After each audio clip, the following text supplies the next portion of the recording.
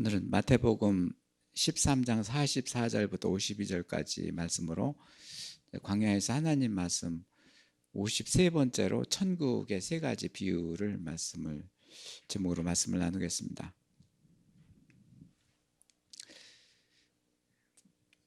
이제 들어가기 전에 지금 우리들이 살아가고 있는 이곳의 현황을 보면 이제는 사탄의 활동 무대인 광야. 지금 그래서 예수님이 이제 광야에서 이렇게 말씀을 이제 이렇게 선포하시고 광야에서 말씀을 나누게 하시는데, 이것은 이제 광야라는 것은 어떤 길도 없고 무엇을 채워도 갈증하고 앞이 캄캄하고 뭐 이런 것이 그리고 땅의 속성이고, 그것이 또 사람의 원래 정체성입니다. 그래서 이 광야라는 것은 이제 어떤 벌판도 얘기하지만은 길이 없고 황당한 벌판도 얘기하지만은 이 자체가 사람을 얘기하는 것입니다. 그래서 예수님이 지금 광야에서 말씀하신다는 것은 물론 어떤 그런 광야 지역, 그리고 이제 이스라엘도 이제 광야 지역이 이제는 나눠져 있는데요. 이제 이쪽 요단강 북쪽에 있는 광야, 뭐 남쪽에 있는 광야 하면서 이렇게 광야 지역을 이렇게 나누었습니다. 그렇지만은 사람이 이렇게 광야의 속성을 가지고 있기 때문에 이 안에서 이제는 천국이 이루어지기를 바라시는 말씀을 이렇게 전하고 계십니다. 그래서 광야 하면은 이제는 어떤 벌판을 광야라고 하지만은 실질적인 것은 사람 안에 사람의 정체성이다, 이렇게 보시면 됩니다. 뭐 광야 벌판에서 천국이 이루어집니까? 사람이 천국이 이루어져야지만이 그 광야에서 꽃이 피고 열매도 열리고 이제 그러는 것이죠. 그래서 하나님께서는 광야를 두신 것이죠. 요한계시록 12장 7절부터 12절까지 말씀을 보면 천국에서 이제 전쟁이 있는데, 무슨 전쟁이냐면 사탄들이 이제 천국을 흠모해서 그쪽에 지배하려고 이제는 전쟁을 했었습니다. 근데 거기서 패하고 이제 이 광야로 내려왔다는 말씀입니다. 그러니까 이제 우리들이 살아가는 이곳 광야는 사탄의 활동 무대입니다. 이 무대에서 사실은 천국을 쟁취한다는 것, 천국이 이루어진다는 것은 참 힘들죠.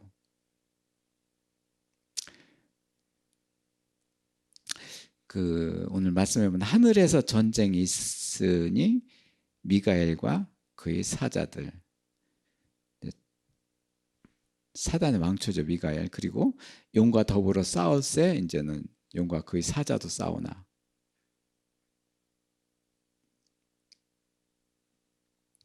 미가엘의 이제 천사장으로서 이제는 그런 사탄의 용과 더불어 싸운다. 이제 그러니 그 사자들도 싸우나 이기지 못해서 다시 하늘에서 있을 곳을 찾지 못해서 이제는 사탄들이 이제는 이 광야로 내려온 것이죠. 큰 뱀, 용, 마귀라고 하고 이제는 거짓, 온 천하를 꿰는 그런 자다.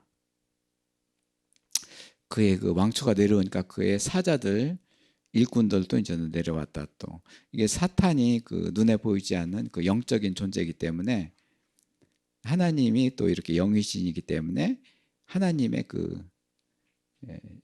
피조물들입니다. 사탄이 하나님 이하에 있는 거기 때문에요. 그래서 하나님께서 사탄을 다스리시는 것이죠.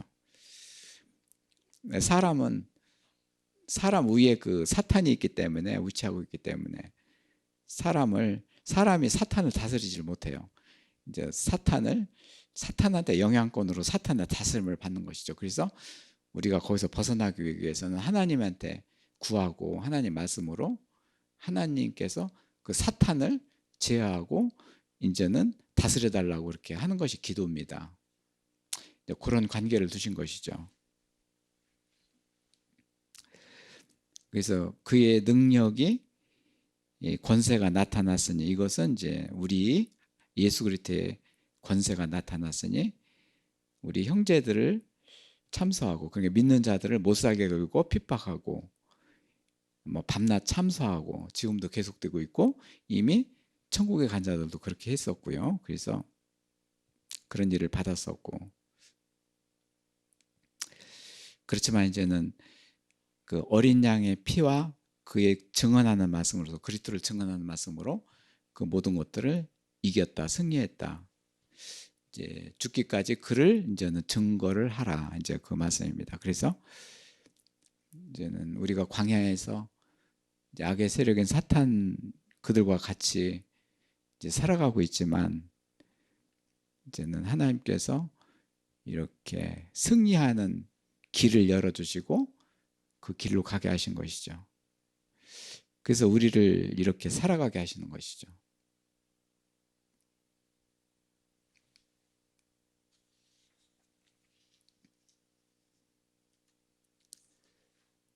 그래서 이들 거짓의 왕인 사탄이 지배하고 있다는 것 이제는 그 전에 나와 우리도 생각해 보십시오. 어떤 거짓을 이렇게 했고 나는 거짓이 아니고 참말인 것 같은데 그것이 거짓이었죠. 사실은요. 진리가 없었던 것이죠. 사실은요. 예, 그런 거짓 속에서 이제 세상이 거짓된 속에서 그와 같이 나도 그 거짓 속에서 이제는 그것이 진실로 믿고 따랐었던 것이죠. 그래서 이제는 예수 그리스도가 이제는 진리의 말씀으로서 이제는 거짓이 사라지게 되면서 아, 그 전에 것들이 거짓이었구나. 이제 그거를 느끼게 되는 것이죠. 이 세상은 완전히 거짓으로 전부 다 이제 물들어 있고 이제 다스림을 받고 있는 것이죠. 이제 더 문제는 그 거짓을 완전히 내 것으로 완전히 그냥 완악하게 하면서 가는 자들이 참 무섭죠. 예.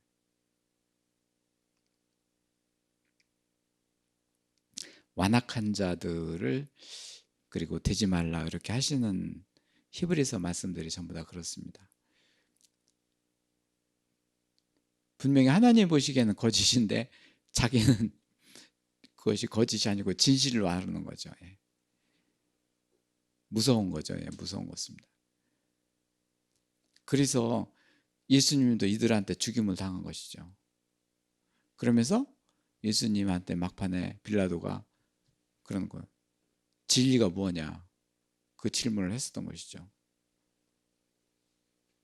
진리가 그리스도이시고 하나님의 말씀이 진리인데 사실은 그 진리를 모르고 이 거짓 속에서 이제는 죄가 없는 분을 죄가 있도록 만든 것이죠. 예.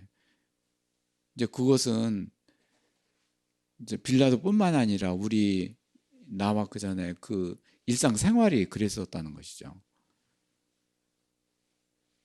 이 사탄의 지배를 받고 있다는 것이 뭐냐면은 그런 휘하에 있다는 것이죠. 그래서 이제 천국에 들어가는 자는 거짓이 사라진 자입니다. 어떻게 거짓이 사라질까요? 오늘 이제 천국 비유 뭐 보아 이렇게 진주 얘기하시는데 전부 다 이제 부활로서 그 부활을 얻게 되는 것이죠. 그래야지만이 이제는 거짓이 사라지는 것이죠. 예. 그래서 이제는 예수님이 죽으시고 살아나셨으므로 그 부활의 권능이 아니고는 이들 거짓한테 내 자신을 쏟게 되고 그리고 이제 천국에 들어갈 수가 없는 것이죠. 사실은요. 그래서 이 거짓이 생긴 것은 천국에 들어가지 못하게 가로막은 사탄들입니다. 네.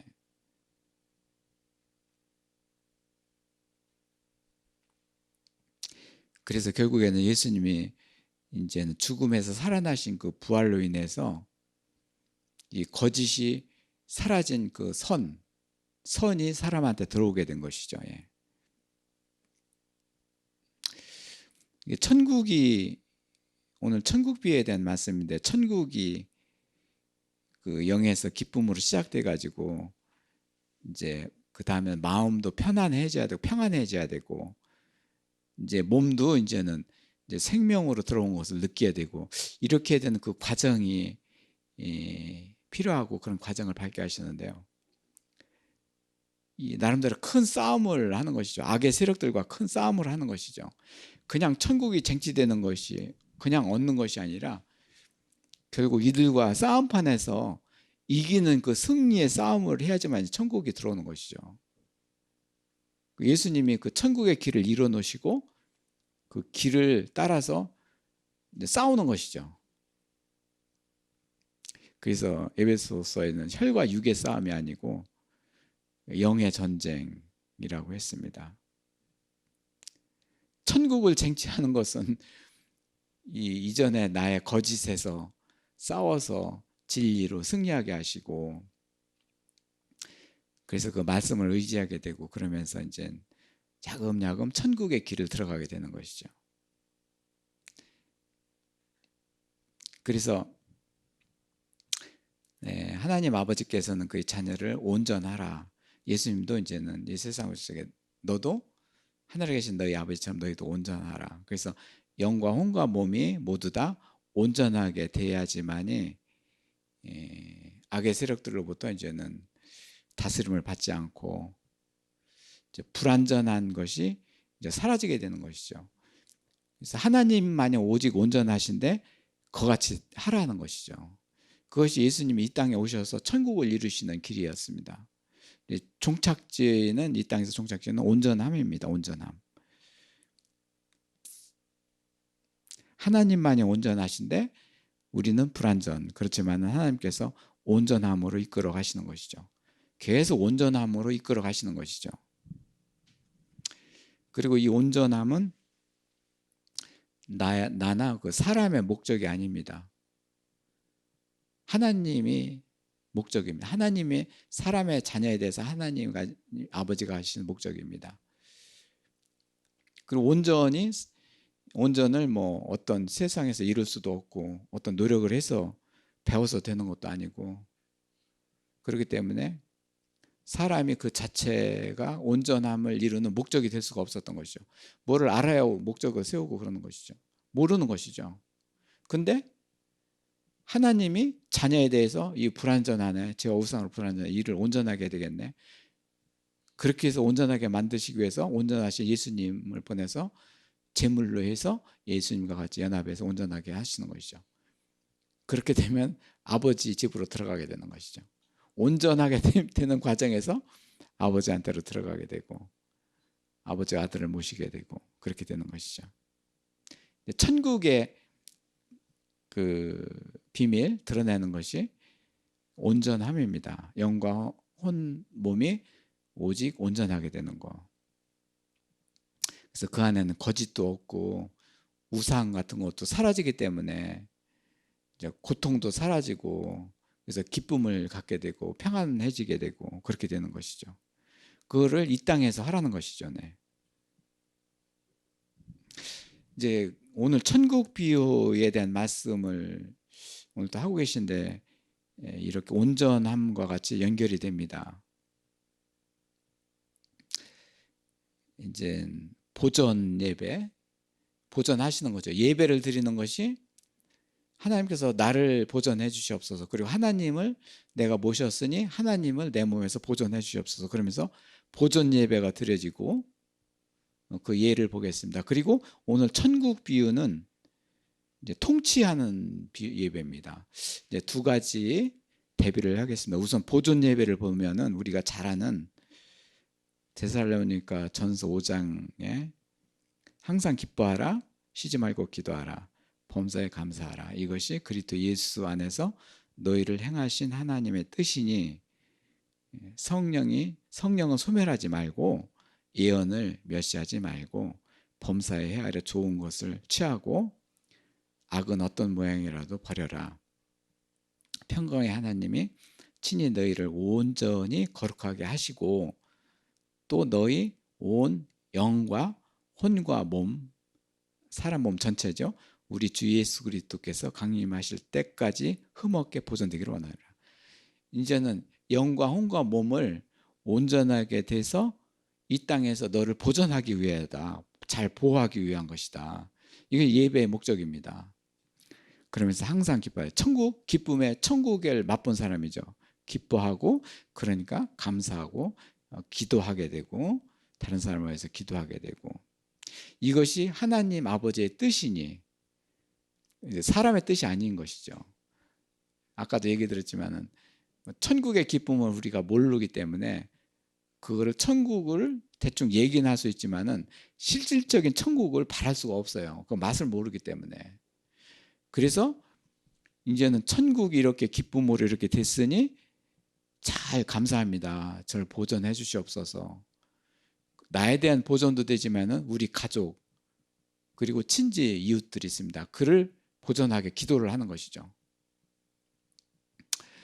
요셉이 그 창세기에서 그 막판에 무대를 이루는데 요셉의 그 일은 여러 가지 어려움을 겪고 이제 그러는 과정에서도 이제 보존 사역을 한 거예요. 보존 사역을 담당하게 하신 거예요.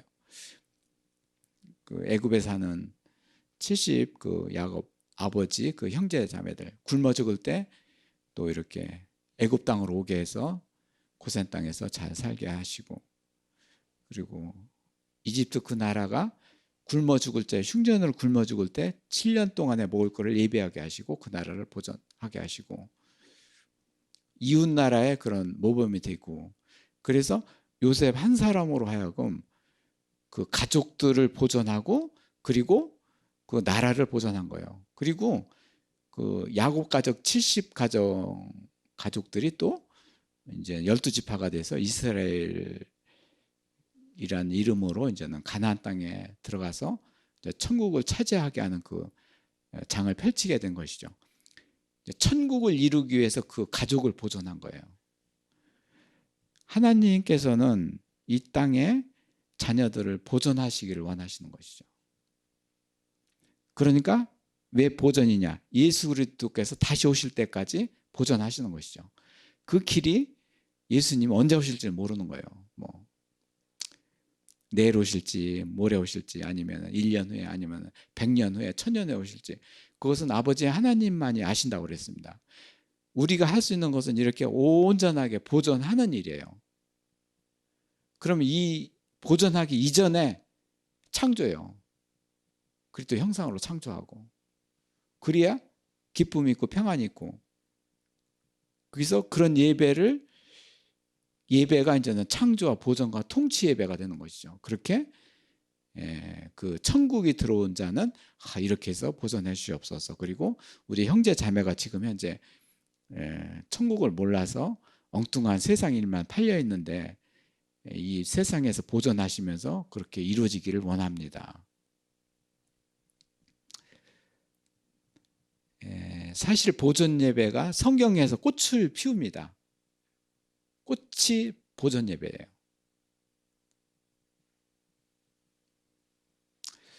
이제는 이 데살로니가 교회는 그래도 좀 영적으로 튀어서 천국이 임해지고 이런 사람들이 많아가지고 예수님이 오시네. 그래서 일도 하지 말고 우리 예수님만 기다리겠네. 아니다. 언제 오실지 모른다. 너희들은 열심히 일하고 그래라.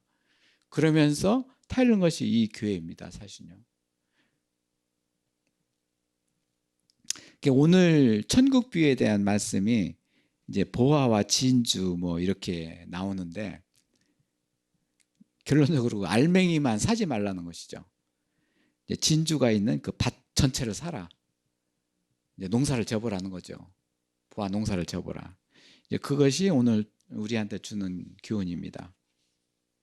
오늘 말씀 세 가지 비유를 봅니다. 13장 그 44절에서 보화가 들어있는 그 밭을 사라고 하셨습니다. 오늘 말씀을 가만히 보세요. 천국은 마치 밭에 감춘 보화 같으나 사람이 이를 발견한 후 숨겨두고 기뻐하며 들어가서 자기 소유를 다 팔아 그 밭을 사느니라. 사느니라가 핵심입니다. 사라는 것이죠. 근데 우리가 겉득 보면은 여기 보화만 사면 되지. 그 알맹이만 사라는 것이 아니죠. 알맹이만 사서는 그거를 이렇게 보존할 수 있는 그런 능력이 없는 거죠, 사실은요. 그 보화가 어떻게 해서 탄생이 됐고 어떻게 해서 이제는 보존이 되고 그런 것들을 알아야지만이 그거를 잘 보존하는 것이죠. 그 밭을 사라는 것이죠. 사느니라 했는데 사게 하셔요, 하나님께서.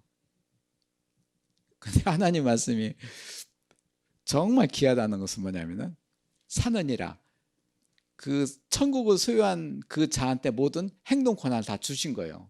그거 산다, 그 사람은. 근데 천국이 안 들어가고 없고 기쁨이 없는 사람은 이 보화만 사면, 보화만 쟁취하면 되겠네? 그거 안 되는 것이죠.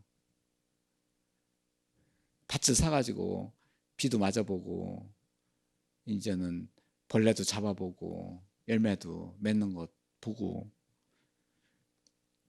45절에는 이제는 진주만을 구하지 말라는 것이죠. 진주를 사는 사람, 장사꾼이 되보라는 것이죠. 뭐 교회는 장사하는 터가 아니지만은 그 진주를 사보라는 것이죠. 돈을 주고 사야지만이 내 것이 된다. 그래야지만이 진주를 목에 걸지 귀에 걸지 네가 또 요거를 가지고 다른 사람을 어떻게 줄지 안다 하시거죠. 그래서 진주 알갱이만 갖지 말라는 것이죠. 여기서는 바다에서 진주 조개가 있기 때문에 바다를 사라고는 안 하시는 것이죠. 밭은 사라고 하는데 바다는 사라고 하지 않습니다. 바다는 넓고 어떤 경계도 애매모호하기 때문에 또 바다를 사는 사람은 별로 없잖아요, 그죠? 그렇기 때문에 장사꾼, 사보라는 것이죠. 네가 그걸 사봐라. 그리고 그때 모든 것을 다 팔아서 진주를 사느니라. 천국을 맛보면은 그 진주를 사느니라, 산다고 그런다. 이게 하나님께서는 그 말씀이 이루어지게 되, 천국이 이루어지게 되면은 그 권한을, 천국에 대한 소유 권한을 다 그 사람한테 주어진 거예요. 이미 다 넘어간 거예요. 놀라운 것이죠. 하나님 나라의 천국은 예수님이 오셔서 천국을 이루시고 그 천국의 그 권한을 사람한테 주시는 것이죠. 요거 찔끔 주고 너 맛봐라, 요거 쓰다가 뭐 나 달라, 그것이 아닙니다. 담대합니다. 정말 담대합니다. 이 천국은. 이게 그 용어로 이제는 천국의 주재권, 천국을 주재하시는 분이 하나님이시죠. 그렇지만은 천국의 주재권을 네가 쟁취해보라는 것이죠. 네 몸 안에서. 이제 통치 예배입니다. 아까 데살로니가 전서 5장에서는 이제 보존 예배입니다. 천국을 이렇게 잘 보존하면서 이거를 저만 느끼는 것이 아니라 이렇게 해야 됩니다. 하나님 감사합니다 하면서 기도도 하고 보존이지만, 오늘 이 천국 비유는 결코 그렇게 보존만 하는 것이 아니라 이제 쟁취를 해서 네가 갖고 보라는 것이죠. 네가 한번 해보라. 이제 그 크게 대비됩니다. 밭에서 보아 농사를 지어보고 그것을 가꾸어 진주를 또 사보기도 해보고 해보라. 이제 천국에 대한 주재권은 사람한테 주시는 것이고, 이것은 사람 안에서 천국이 이루어지게 되므로 자신 몸에서 천국을 통치하는 법을 배우는 것이죠. 기쁨이 내 영에서 있네. 마음에 평안이 있네.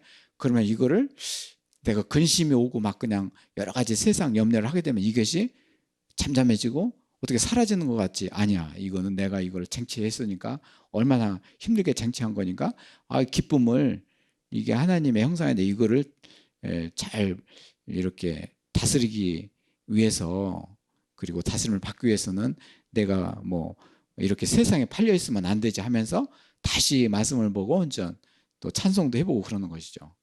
통치권이죠. 이 권한을 사람한테 주신 것이죠. 왜 그러냐면 사람 안에 천국을 만드시기 위해서 하나님께서 이렇게 하시기 때문에.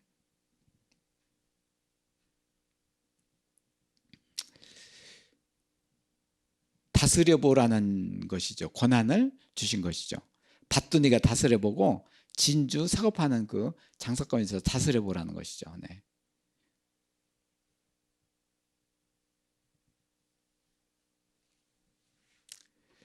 한 나라의 임금이 그리고 대통령이 이렇게 통치하는 것을 보면은 대통령은 뭐 우리나라는 행정수반이죠. 행정. 그리고 입법, 사법 이제는 상권 분립으로 되어 있는데 자기가 다 하려고 자기가 가진 것을 다 나눠주려고 공산권이죠. 임금, 주권. 그것도 요거 찔끔 주고 저거 찔끔 주고. 천국의 하나님은 한 사람 자녀한테 그 천국의 다스림 통치권을 다 주시는데, 그리고 이것이 어느 시기에 사라지는 것이 아니라 이 땅에서 그렇고 영원한 하나님과 영원히 사는 천국인데 그 권한을 네가 한번 해보라고 주시는데, 이 세상은 참 대비가 되는 것이죠. 그래서 뭐 인터넷을 보거나 TV를 이렇게 간혹 잠깐 볼 적에 그러는 임금이나 그리고 대통령 리더들을 보면은 참 불쌍히 여겨달라고 기도가 되는 것이죠. 그들도 거기서 벗어나게 하옵소서. 천국의 주재권에 대해서 이제 통치적인 것이 천국의 비유다. 천국의 비유다. 지금까지 3주 정도 이렇게 천국 비유를 했습니다. 천국 비유. 다스려보라. 네가 한번 다스려보라.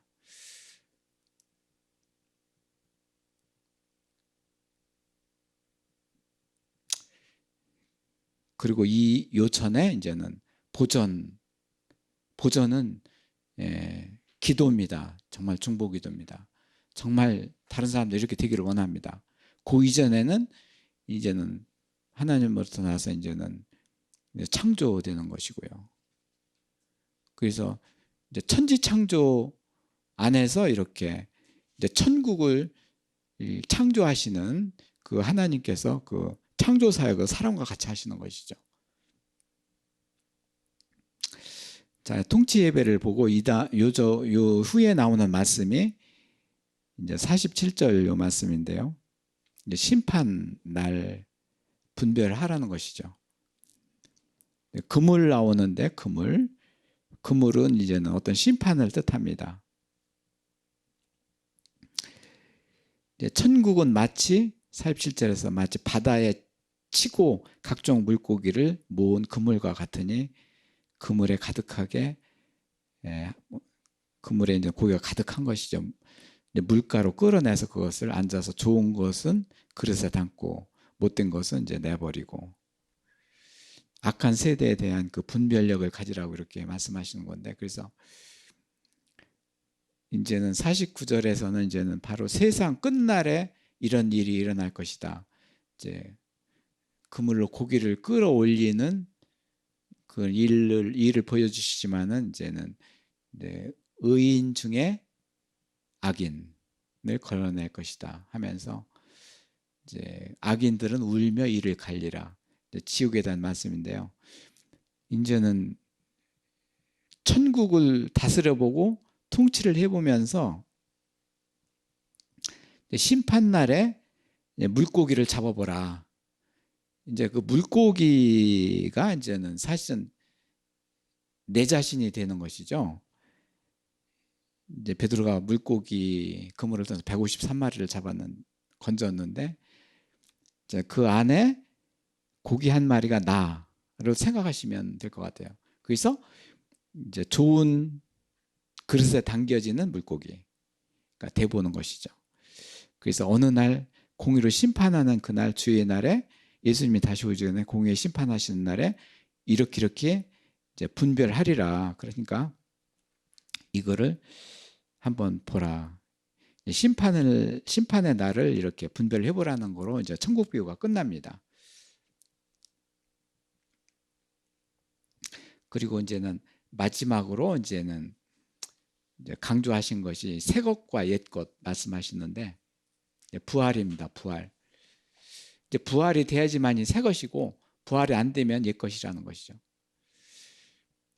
그래서 새 것이 전혀 없는데 하늘에는 새 것이 없다. 전도서가 이제 하는 말씀인데요. 유독 성령으로 거듭난 자 이제 그 하나님으로서 난 자가 새로운 피조물, 오직 새 것은 요것뿐이 없는 것이죠. 새 것은 전혀 없는데 오직 새로운 피조물이다. 그래서 예수님은 오늘 천국 비유를 하면서 이제는 창조와 보존과 통치 이 세 과정을 거치면서 마지막의 비유에 그 정리를 하시는 것이 새 것이 되라. 아주 시작을 얘기하시는 것이죠.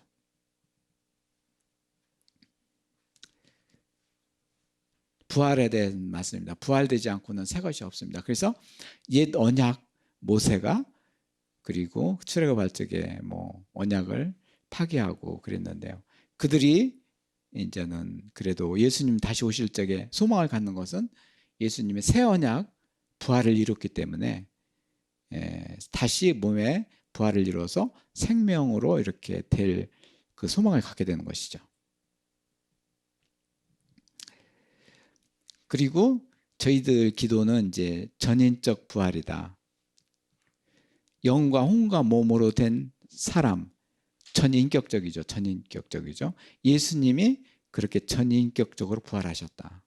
그래서 한 사람 한 사람 자녀를 영과 혼과 몸을 온전하게 이루신다. 온전은 부활의 열매다. 기쁨이 온전하게 되고 평안이 온전하게 되고 평화가 온전하게 되고 영광이 온전하게 되고 결국은 그렇게 해서 그 온전함이 바로 빛이다. 이제 세상의 빛이라는 것은 그런 자를 세상에 두니까 얼굴에서 빛나고 말에서 빛나고 행동에서 빛이 난다. 예수님이 전인적인 그런 부활하셨다. 그래서 예수님의 천국 비유에서 제일 마지막을 장식하는 것이 왜 새 것과 옛 것을 그렇게 말씀하셨느냐. 부활 때문에 그렇습니다. 부활로서 이렇게 된다.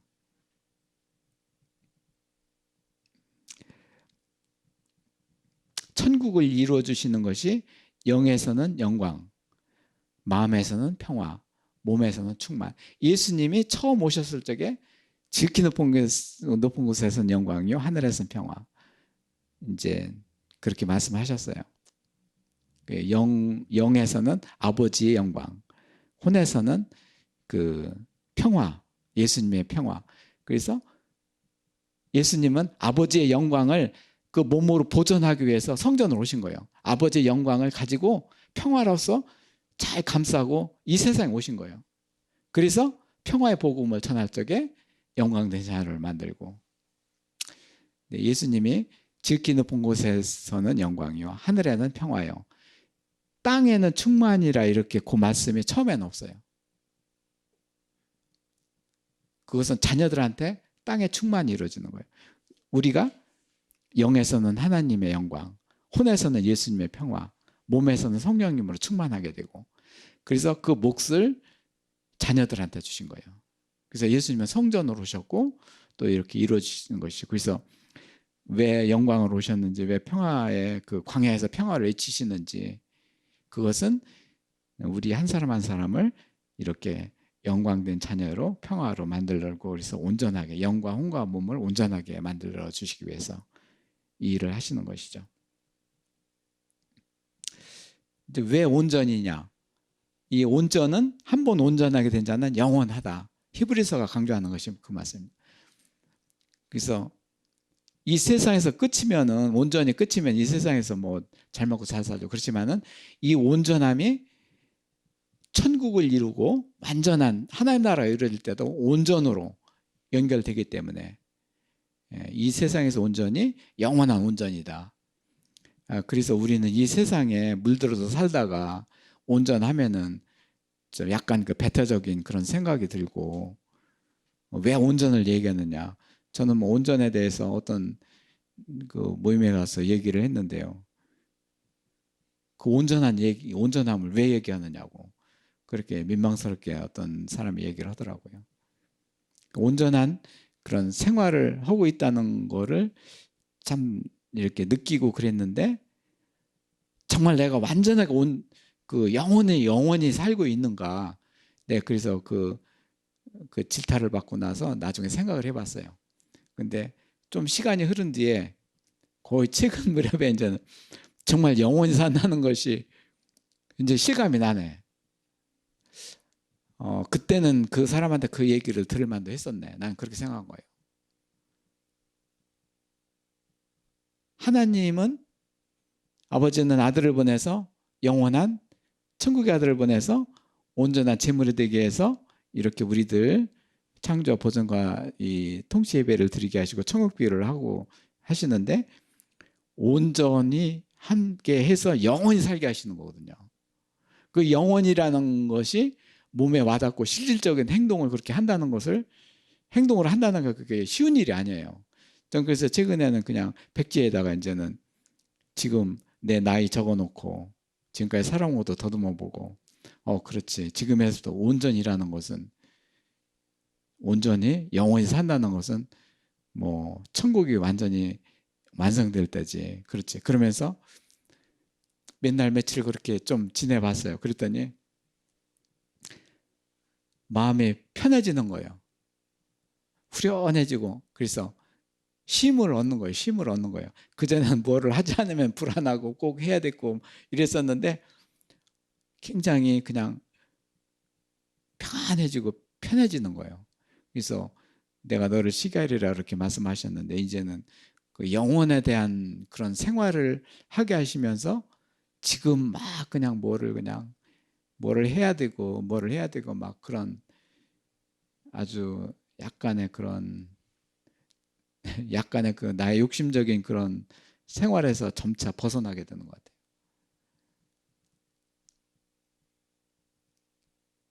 지금까지 천국 비유를 이렇게 말씀을 나눴는데 온전함이 중심이고요. 온전한 것은 영원하다. 천국이다. 영원한 천국이다. 이 세상에서 영원히 연장되는 것이다. 그렇게 말씀을 정리해 봅니다.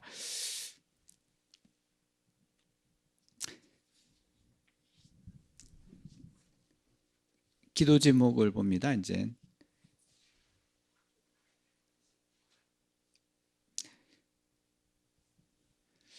동봉교회 기도 제목 첫 번째 부활의 증언을 가진 교회, 두 번째 자녀들 일터에서 일하는데 기쁨으로 하게 없어서 자꾸 두려움과 막 그 염려, 사랑이 완전히 끊어져 식어진 이 세상인데요. 거기에 그냥 매몰되지 않고 기쁘게 없어서 정말 이런 자들이 사람들이 좋아하고 기뻐합니다. 그리고 하나님이 기뻐하십니다. 세 번째 코로나19 이 환란 이런 것도 겉은 이기게 하십니다. 이제 평화의 복음이 끝날 때 환란이 끝이다. 그래서 지금 이럴 때일수록 이제 복음을 전하는데 나에게 복음이 이루어지게 하시고 가족들한테 그리고 이제는 친지들한테 이루어지기를 바라고 네 번째는 이제는 가정이 부활의 중심이다. 가정에서 그래서 고통이 있고 가정에서 여러 가지 싸움이 있고 다툼이 있다. 그런 사이에서 원수를 사랑하게 한다. 원수가 누구였느냐? 사탄이었다. 아버지와 우리 사이를 갈라놓았다. 그래서 가정에서 이 의로운 자를 이어가신다.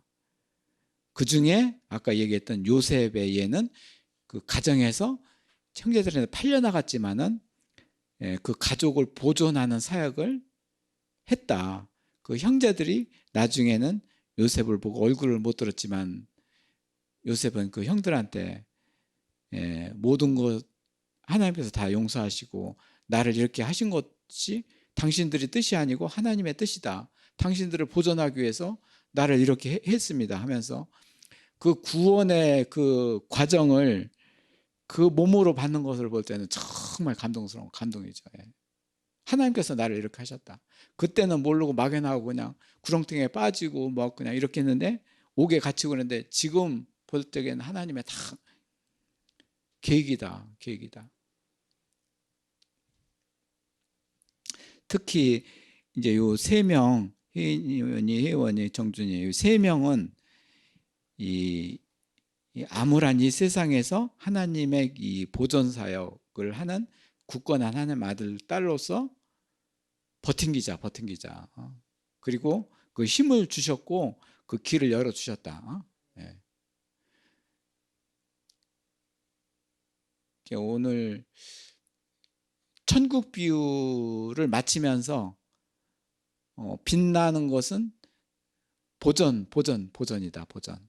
보전을 한 자가 이 천국의 밭을 산다. 예, 저도 그걸 느꼈어요.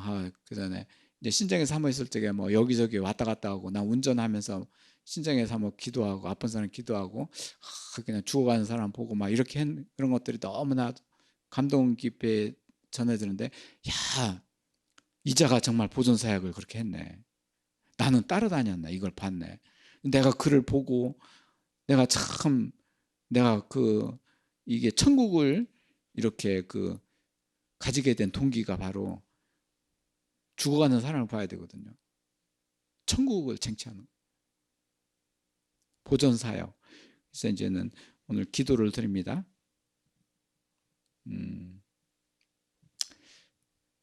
3명 자녀 기도드립니다. 이 땅에서 암울하고 이 땅에서 이 자녀 셋 이름 부르면서 이 땅에서 천국이 이루어지는 그런 보존 사역의 일꾼으로 삼아주셨어요. 2019년도 이렇게 일터에 나가는 일터에 있는 이들을 그렇게 하옵소서. 한 가지만 기도합니다. 네. 통성으로 기도합니다. 네.